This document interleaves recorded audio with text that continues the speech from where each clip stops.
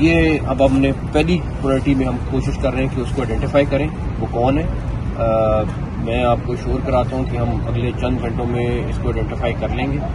और इस time IG साहब और हमारी बाकी टीमें कमिश्नर हम सारे इस टाइम इसी काम पे लगे हैं कि इसको हर सूरत में हमने ट्रेस करना है कि बंदा कहाँ से आया है और बाकी उसकी डिटेल्स क्या है। दूसरा, कल आपको पता होगा कि कल वाना में शाम 5 बजे एक व्हीकल बोर्न सुसाइड बॉम्बर था जिसने एंट्री पॉइंट पे आके फटा और वहाँ पे भी आपको पता है कि हमारी 3 शहादतें हुई और वहाँ पे 550 के करीब स्टूडेंट था, 40 के करीब टीचर थे। अल्हम्दुलिल्लाह हमारे जवानों ने वहाँ पे सबको बचाया और कोई बच्चा जो उनका प्लान था कि उनको किसी तरीके से वहाँ पे एक सिनेरियो बनाएं और उन सबको हॉस्टेज बनाएं, वो नहीं हो सका। आज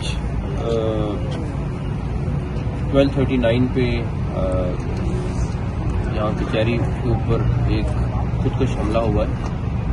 और वो हमला अब आप देख सकते हैं कि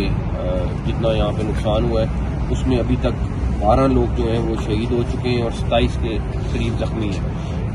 जख्मियों का हम इलाज ऑलरेडी कर रहे हैं, हमारी टीम ऑलरेडी हॉस्पिटल में मौजूद है और जो बेस्ट फैसिलिटी दे सकते हैं दे रहे हैं। और प्राइम मिनिस्टर खुद भी अभी हॉस्पिटल वालों से वो भी बात कर रहे थे और उनको कह रहे थे कि जो लोग जख्मी हैं उनका जितना हम इलाज करा सकते हैं कराएं। ये बंदा जो है ये तकरीबन 10 से 15 मिनट के दरमियान 12 मिनट के करीब ये यहाँ पे आके खड़ा रहा है और वो देखता रहा है। पहले उसमें कचहरी में अंदर जाने की कोशिश करने का प्लान कर रहा था बिकॉज वो वेट कर रहा था कि किस टाइम जाएगा और उसके बाद जब पुलिस की गाड़ी आई है तो उसने ये हमला पुलिस की गाड़ी पे किया और बिकॉज वो अंदर नहीं जा सक रहा था उसने हर तरह से देख लिया। तो बिल्कुल अगर आप देखें कि वो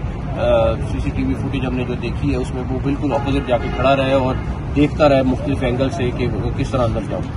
तो आपको पता है यहाँ पे कचहरी में हर बंदा जो जाता है उसकी चेकिंग होती है, तो उस लिहाज से वो अंदर नहीं जा सका तो उसने फिर अपना नेक्स्ट टारगेट जो है वो पुलिस की गाड़ी को बनाया है।